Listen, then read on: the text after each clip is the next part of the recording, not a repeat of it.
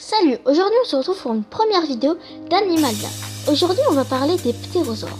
Alors ce sont des animaux proches des dinosaures, ils ont vécu en même temps, ils sont volants et terrestres à la fois car ils peuvent se déplacer sur 4 pattes. Cette famille compte plein d'animaux différents. Je vais vous parler aujourd'hui de 8 ptérosaures différents, bien sûr ce ne sont pas les seuls. 1. L'Anurognathus amanis. C'est le plus petit des ptérosaures. Il mesure 9 cm de long et 50 cm d'envergure. Il mange des insectes. 2. Le Pterodactylus. C'est le premier ptérosaure découvert par les paléontologues en 1784 en Allemagne. Il mesure 70 cm d'envergure. Il mange des poissons et quand on l'a découvert, on le croyait marin jusqu'en 1809. 3. Le Vertidraco mesure 40 cm de long. Il a bien une drôle d'histoire. Son fossile a été découvert en 2008 maladroitement par une petite Anglaise de 4 ans seulement. Ses parents ont appelé des paléontologues qui l'ont envoyé au musée. On ne sait pas qu'est-ce qu'il mange. 4. Le Renfort un chouffe. Il mesurait 1,5 m de long, il pesait 20 kg et avait 2 mètres d'envergure. Je l'ai sélectionné à cause de son port de queue. Il vivait au temps du Jurassique en Sibérie et il se nourrissait de poissons. 5.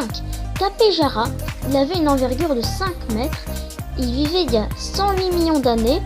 Il est très intéressant car il y a plein de sortes différentes. Chacune de ces espèces de Tapejara a une crête différente et c'est très joli. Et il mange des graines, encore du poisson, des insectes et des coquillages. 6. Le fameux Pteranodon. Mais qu'est-ce que c'est que ça? Il mesurait 7 mètres d'envergure, il pesait 15 kg et il vivait il y a plus de 70 années. Mais c'est aussi le plus célèbre des ptérosaures. Il y a quelques années, on pensait le plus grand des ptérosaures, mais ce n'est pas le cas. Il se nourrit également de poissons. 7. L'Adzegopteryx, le plus gigantesque d'entre eux. C'est ton pire cauchemar. Il a 14 mètres d'envergure, 8 mètres de long, sur ses pattes 6 mètres de long, un crâne de 3 mètres de long, mais il ne pèse que 100 kg qui est très léger par rapport à sa taille. Son envergure correspond à un avion de voyage, il est plus long qu'une girafe quand il est sur ses pattes, il fait leur taille. L'Adzegopteryx a été découvert en 2002 et il vivait en Roumanie.